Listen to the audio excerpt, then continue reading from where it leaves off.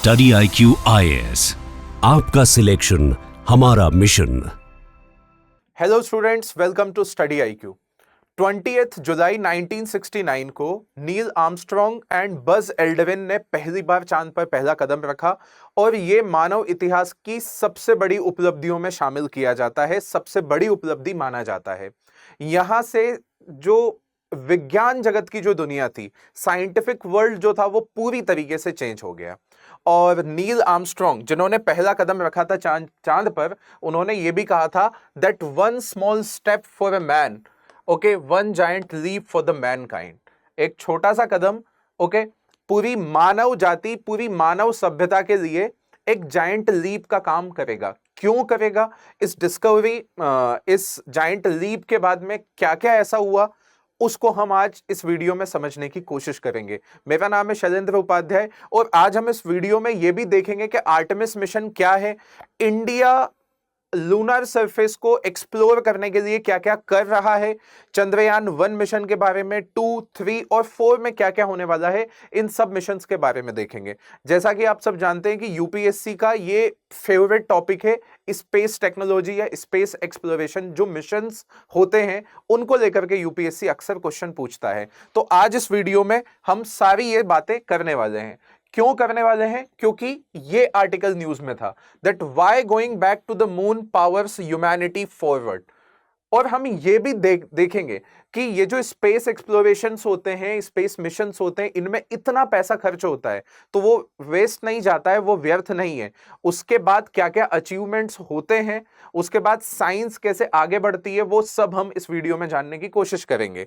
उसके पहले दो क्वेश्चंस जो जिनका आंसर आपको देना है चंद्रयान 3 से जुड़े हुए हैं। आप सब लोगों को मैं बता दूं कि चंद्रयान 3 जब 2023 में लॉन्च किया गया और सक्सेसफुल भी हुआ, तो उसी साल यूपीएससी ने मेंस में चंद्रयान 3 को लेकर के एज इट इज क्वेश्चन पूछा था।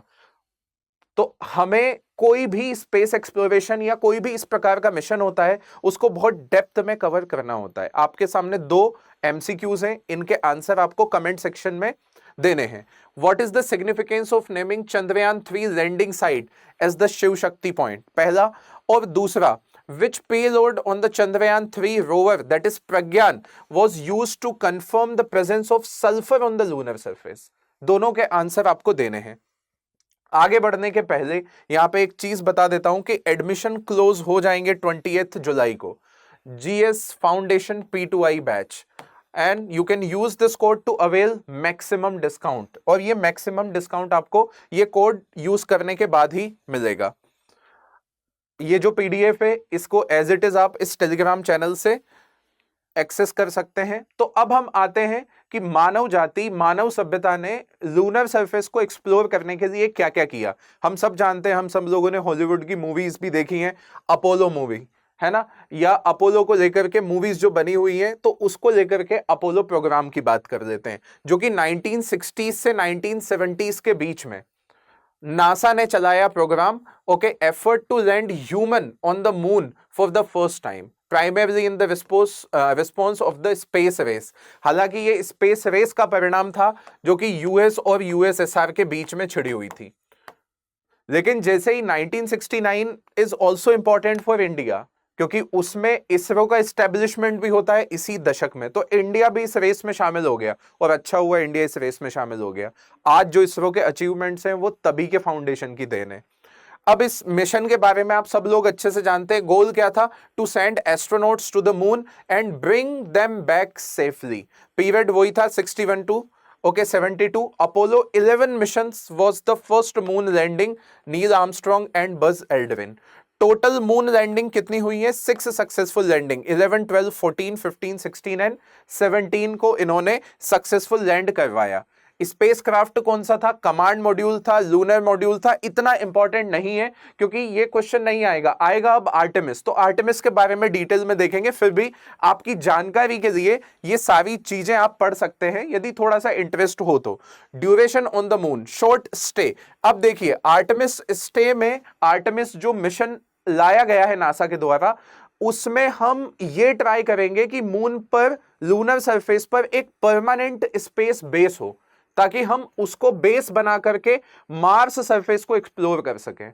ठीक है, तो यहां पे शॉर्ट स्टे का था, लेकिन अब चीजें बदलने वाली हैं। कलेक्टेड मून रॉक्स, ठीक है, conducted sample experiment measuring moon's surface and planted US flag and left plaques. ठीक है, वहां पे बहुत सारे वो कार्ड्स भी छोड़ के आए थे, यूएस का झंडा भी गाड़ के आए थे। ठीक है, ये सब बातें यहां पे हुई थी। अब ये तो हो गया, इसके कुछ अचीवमेंट हैं जो कि आप सब लोगों को पता है। First human on the moon, proved human could travel to the another world as well, another planet as well. ठीक है, inspired people world wide and advanced technology. अब आप कहोगे कि इससे लोग कैसे इंस्पायर हुए? उस समय पे 60 करोड़ लोगों ने, या लगभग 60 करोड़ लोगों ने इसकी लैंडिंग को लाइव देखा था। इसके बाद और क्या क्या हुआ था, we will also discuss that part. लेकिन उससे पहले अब हम देखेंगे आर्टेमिस मिशन, क्योंकि ये पोटेंशियल क्वेश्चन है। इंडिया ने 2023 में इसको ज्वाइन भी किया है। तो क्या है आर्टेमिस प्रोग्राम? नासा का ही प्रोग्राम है। अभी तक इसमें 30 से ज्यादा कंट्रीज जुड़ गई हैं, इंक्लूडिंग इंडिया। तो ये और ज्यादा इंपॉर्टेंट हो जाता है। To return human to the moon again, they are trying to send astronauts to the moon surface, lunar surface and bring them back. ठीक है, establish a sustainable presence. अब मिशन में थोड़ा सा और अपग्रेडेशन है। And prepare for the Mars exploration, moon को base बना के मार्स को एक्सप्लोर करना, ये मिशन का गोल होगा। लैंड द फर्स्ट वुमन, क्योंकि उस समय मैन ही थे, तो अब woman and first person on the colour on the moon, build long term space presence and prepare for the Mars mission. Started in 2017, ongoing with the mission planned through the 2020 and beyond. जैसे कि Artemis 1 already launch हो चुका है, लेकिन ये crew mission नहीं था। Uncrewed test flight around the moon successful हो गया।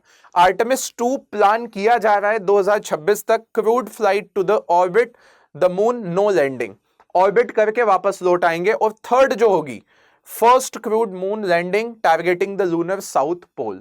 तो आने वाले सालों में Artemis mission will be important for our examination perspective as well as for the scientific discoveries and all.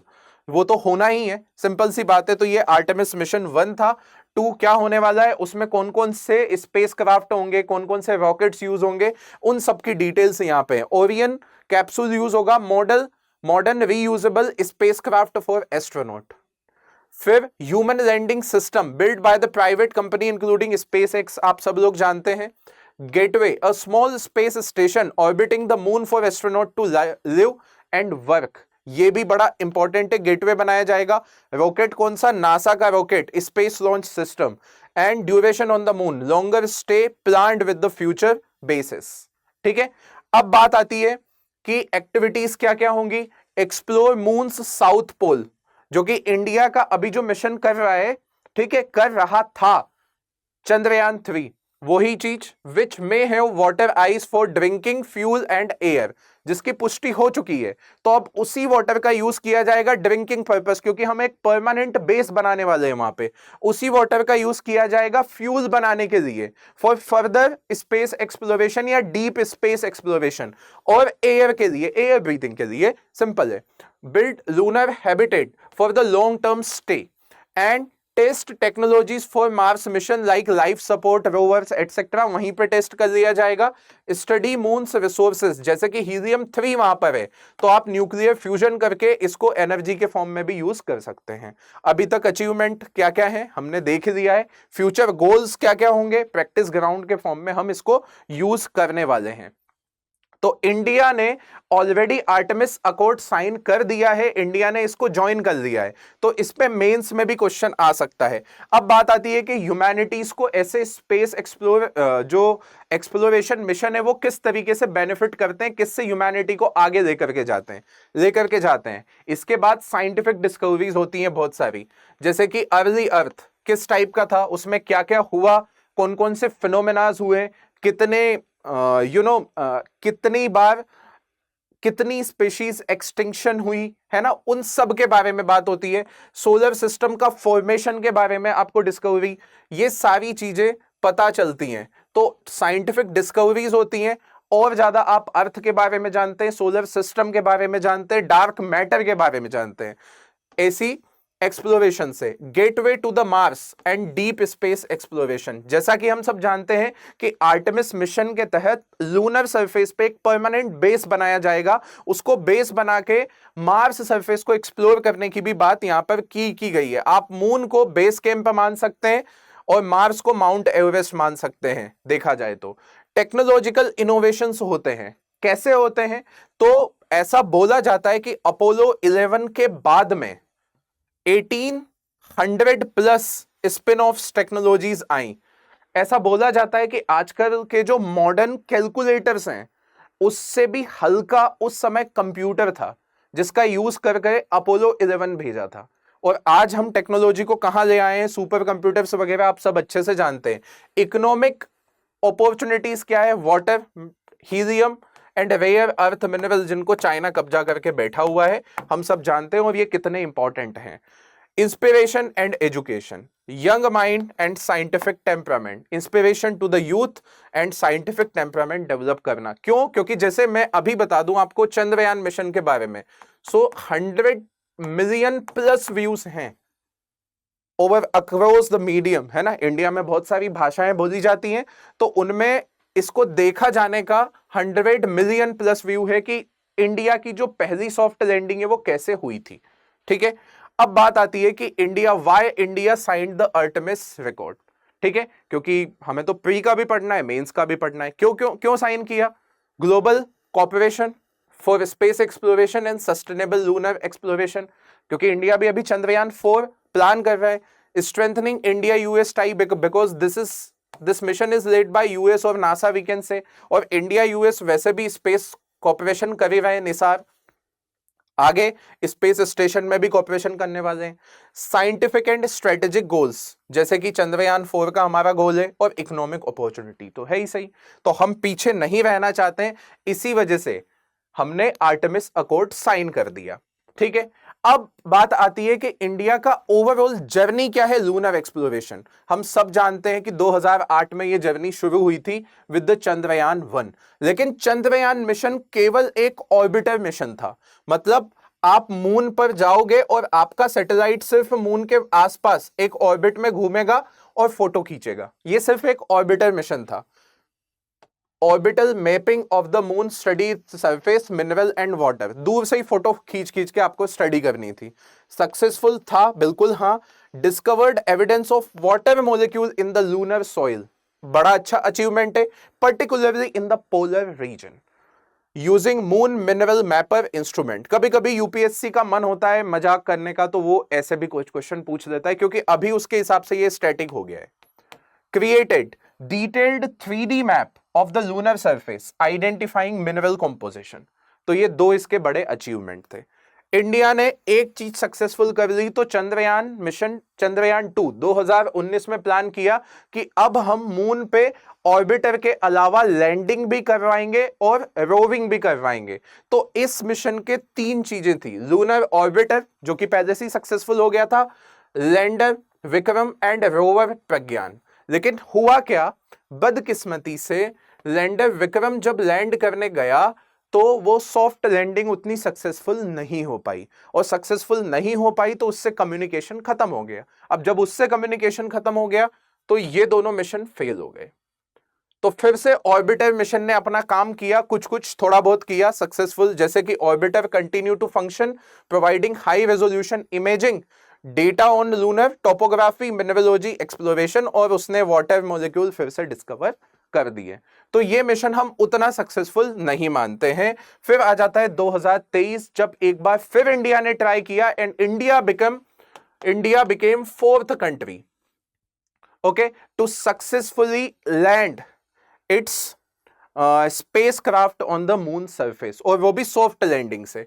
तो लैंडर विक्रम यहां पे लैंड कर गया और रोवर प्रज्ञान, इसमें ऑर्बिटर मिशन नहीं था क्योंकि चंद्रयान 2 का ही घूम रहा था, तो हमने उसी का काम चला लिया। जुलाई 14, 2023 Pragyan rover deployed conducting in situ experiment भी उसने कंडक्ट किया। विक्रम ने लैंड किया, प्रज्ञान उसमें से निकला एक रोबोट और उसने इन सीटू एक्सपेरिमेंट भी किए 1/1 lunar day, analysing soil composition and detecting elements like sulphur, aluminium and iron, one of the biggest achievement. Confirmed presence of water ice in the south polar region, ISRO's cost effective approach को भी हमने demonstrate किया। जितने Hollywood में movies बनती हैं sci fi movie, उससे कम cost में हमने एक मिशन हमारा चांद पे लैंड करवा दिया। ठीक है। Earn India's international acclaim with the name Shiv Shakti point. आपके पहले क्वेश्चन का आंसर ये मिल गया आपको। ठीक है। In India international astronomical union and these were the payloads. तो दूसरे क्वेश्चन का आंसर आपको यहां से मिल जाएगा। ये पेलोड पे यूपीएससी क्वेश्चन पूछ चुका है। एक का नाम था चेस्ट, एलआरए, इल्सा एंड रंभा। ठीक है, आप अच्छे से इसको पढ़ सकते हैं और उन दोनों ही क्वेश्चन का आंसर आपको मिल जाएगा। ठीक है। LIBS सल्फर के लिए और first lunar soft landing. So I hope कि ये वीडियो आपको समझ में आया होगा। इससे आप प्री और मेंस के कोई भी क्वेश्चन जो कि लूनर सरफेस एक्सप्लोरेशन को लेकर के होंगे, आसानी से सॉल्व कर सकते हैं। यदि आपको वीडियो पसंद आया है तो लाइक कीजिए और इसको कमेंट कीजिए। ठीक है, ताकि मैं इसी प्रकार के कॉन्सेप्चुअल वीडियो जो कि प्री और मेंस के काम के हो बनाता रहूं। Thank you so much. Study IQ IAS, आपका सिलेक्शन हमारा मिशन।